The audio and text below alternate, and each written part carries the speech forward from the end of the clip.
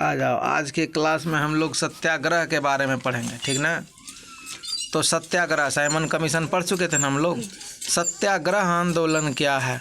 पंडित जवाहरलाल नेहरू इस समय तक राष्ट्रीय नेता के रूप में प्रतिष्ठित हो चुके थे। सन 1929 ईस्वी में लाहौर में कांग्रेस का अधिवेशन हुआ। कितना ईस्वी में? सन 1929 ईस्वी में लाहौर में कांग्रेस का अधिवेशन हुआ।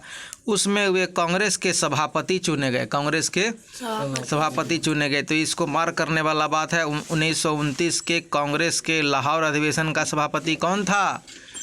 जवाहरलाल नेहरू, पंडित जवाहरलाल नेहरू हुआ, ठीक है। इस अधिवेशन में भारत की पूर्ण स्वतंत्रता प्राप्ति को कांग्रेस का सबसे मुख्य उद्देश्य घोषित किया गया। तो कांग्रेस का सबसे मुख्य उद्देश्य क्या घोषित किया गया?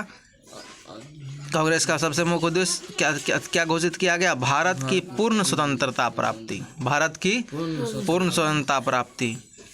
चलो, इसी अधिवेशन में गांधी जी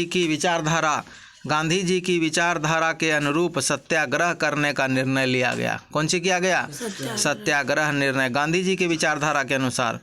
सत्याग्रह से तात्पर्य बात को शांतिपूर्ण ढंग से मनवाने के लिए किए जाने वाले आग्रह से है। तो सत्याग्रह क्या है? तो सत्याग्रह से क्या तात्पर्य है? बात को शांतिपूर्ण ढंग से, मेरे बात को आप शांतिपूर्ण ढंग से मान लीजिए, उसके लिए आग्रह, विनती करेगा, कड़ाई से नहीं बोलेगा, है ना, विनती करेगा कि आप ऐसा बात कीजिए। चलो, इस बात के अंतर्गत देश में स्थान स्थान पर बातें मनवाने के लिए हड़तालें और प्रदर्शन किया गया। क्या किया गया? शांतिपूर्ण हड़ताल और शांतिपूर्ण प्रदर्शन, कोई हिंसा नहीं, कोई हिंसा नहीं, वही सत्याग्रह है। विदेशी वस्तुओं का बहिष्कार करके उनके स्थान पर स्वदेशी वस्तुओं को अपनाने की लोगों में होड़ सी लग गई। तो लोग जो है लगातार अपना स्वदेशी अपनाने शुरू कर दिए, विदेशी को छोड़ना शुरू कर दिए। किसानों ने सरकार को लगान देना बंद कर दिया। किसान बोला कि हम आपको लगान नहीं देंगे। इस सत्याग्रह आंदोलन की बागडोर महात्मा गांधी जी ने स्वयं अपने हाथ में ले रखी थी। उस समय भारत में नमक बनाने का प्रतिबंध था। नमक आप नहीं बना सकते हैं। यहाँ नमक विदेशों से आता था। कहाँ से आता था? अच्छा, कोई भी खाना जो है बिना नमक का हो पाएगा? तो नमक भारत में नहीं बनाने दिया जाता था, वही नमक जो है विदेश से आता था। और आगे देखो, विदेश से आता था। गांधी जी ने अंग्रेजों के इस प्रतिबंध को सत्याग्रह के माध्यम से तोड़ने का दृढ़ संकल्प किया। तो उन्होंने क्या सोचा कि सत्याग्रह के माध्यम से इसको तोड़ेंगे। उन्होंने अपने साबरमती आश्रम से नमक बनाने के लिए डांडी नामक स्थान की यात्रा आरंभ कर दी। तो उन्होंने क्या किया? साबरमती आश्रम से लेकर नमक बनाने के लिए डांडी नामक स्थान पर यात्रा की, उन्होंने आरंभ की। इस डांडी यात्रा में उनके साथ हजारों स्त्री पुरुष सम्मिलित हो गए। साबरमती से 380 किलोमीटर से अधिक की दूरी को पैदल ही तय करते हुए समुद्र तट पर स्थित डांडी नामक स्थान पर पहुंच गए। कौन? महात्मा गांधी।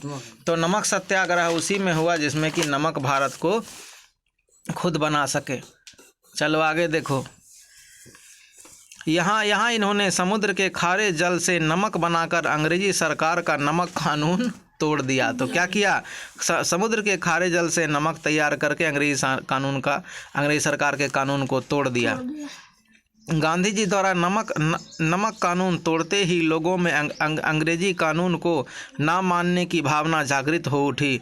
पुरुषों के साथ साथ महिलाएं भी घर से बाहर आ गईं और विभिन्न टोलियों का नेतृत्व करते हुए अंग्रेजी सरकार का विरोध करने लगी। इसके लिए उन्होंने पुलिस की लाठियां खाई और जेल की यातनाएं सही। पुलिस की लाठियां भी खाई और जेल की यातनाएं भी सही। किंतु इससे उनका साहस कम न हुआ। लाठी भी खाए लेकिन फिर भी साहस कम न हुआ। कुछ महिलाएं अंग्रेजों के साथ होने वाले संघर्षों में घायल हुए लोगों की सेवा शुश्रूषा में लग गई। तो जो लोग घायल हुए उसको जो है सेवा करने के लिए कुछ महिलाएं लग गई। देश के कोने कोने में फैले हुए इस आंदोलन में पुलिस से संघर्ष करते हुए अनेक लोगों को अपनी जान से हाथ धोना पड़ा। तो लोगों को जान से भी हाथ धोना पड़ा अपना। लाखों लोगों को जेल में डाल दिया गया। इतने लोगों ने इस आंदोलन में गिरफ्तारियां दी कि अंग्रेज़ों की जेलें छोटी पड़ गई। लोग जानबूझ के गिरफ्तार होते कि हमको ही पकड़िए। बात समझा? कोई जेल में रहना चाहता है, लेकिन यहाँ जेल भरो आंदोलन था। जेल को फुल कर दो, जेल भर दो, जिसमें वो अपने परेशान हो जाए। बात समझा? चलो आ जाओ। जेलों में लोगों को जानवरों की तरह ठूंस दिया गया, किंतु यह आंदोलन समाप्त होने के स्थान पर निरंतर फैलता ही गया। देश के उत्तर पश्चिमी भाग में खान अब्दुल गफ्फार खान ने उत्तर पूर्व में तो उत्तर पश्चिमी भाग में किसने नेतृत्व किया? खान अब्दुल गफ्फार खान। उत्तर पूर्व नागालैंड में किसने किया नेतृत्व इसका? रानी गदनलियो ने इस आंदोलन का नेतृत्व करते हुए ब्रिटिश सरकार के विरुद्ध विद्रोह कर दिया। चक्रवर्ती राजगोपालाचारी ने देश के दक्षिण भाग में सत्याग्रह करते हुए लोगों का मार्गदर्शन किया। देश के दक्षिण भाग में यह आंदोलन देश के उन भागों में भी बड़ी तेज़ी के साथ फैल गया जहां राजा लोग शासन किया करते थे। तो जहां भी राजा लोग शासन किया करते थे वहां भी ये तेज़ी से ये आंदोलन फैल गया। आगे देखते हैं। सत्याग्रह आंदोलन में सर्वाधिक बल जिस बात पर दिया गया था वह थी अधिकाधिक स्वदेशी वस्तुओं के उपयोग की। तो सत्याग्रह आंदोलन में प्रमुख रूप से किस बात पर ध्यान दिया गया था? अधिकाधिक स्वदेशी वस्तुओं के उपयोग की बात पर। आगे आ जाओ। सत्याग्रह करते लोगों में स्वदेशी वस्तुओं को अपनाने की होड़ एक आंदोलन बनकर छा गई। विदेशी वस्त्रों की होली जलाई गई। तो स्वदेशी को अपनाने के लिए होड़ लग गई और विदेशी वस्त्रों की होली जलाई जाने लगी।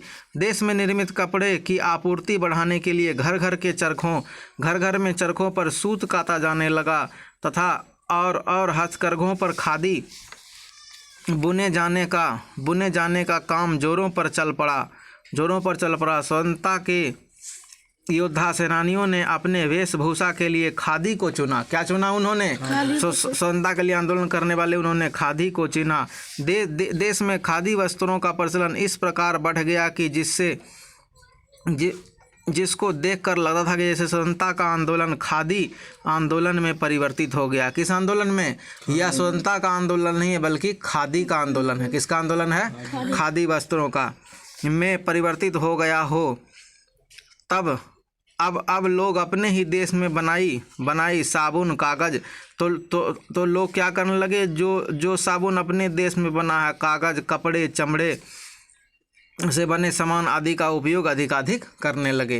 तो स्वदेशी आंदोलन भी इसमें शामिल हुआ। सत्याग्रह जो है सब मिला के आंदोलन बना है ना जी। चलो आ जाओ आगे।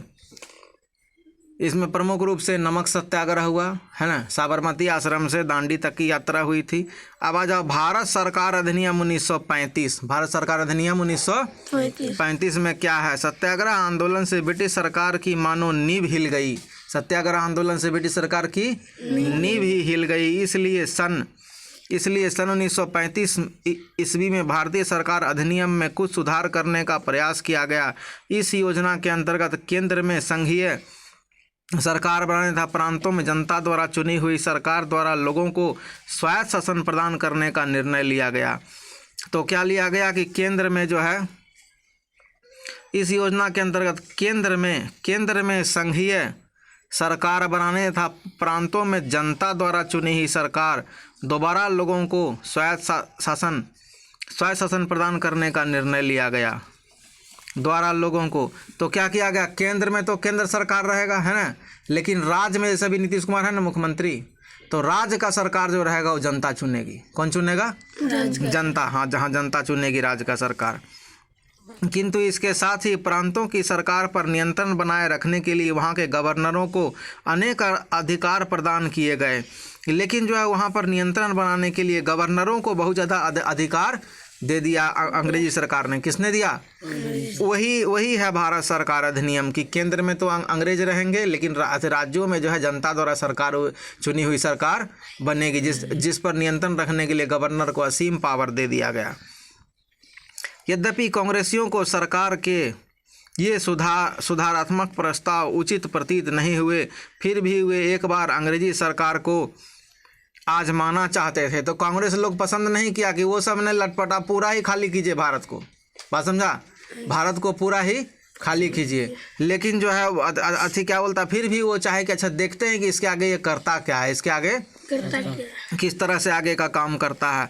अतः उन्होंने इस अधिनियम का कोई विरोध नहीं किया, कोई विरोध नहीं किया कि देखें अभी थोड़ा दिया है तो और आगे इसका क्या रुख है, सो कोई विरोध नहीं किया। इस अधिनियम के अनुरूप पार्टी ने बड़े सत्याग्रह से चुनावों में भाग लिया, बड़े उत्साह से चुनाव में भाग लिया। पार्टी ने क्या किया कि चुनाव लड़े, देखे चुनाव लड़के क्या होता है। इस चुनाव में 11 में से 8 स्थानों पर भारतीय राष्ट्रीय कांग्रेस के नेता विजयी रहे और वहां कांग्रेस की सरकार बनी। किसकी बनी?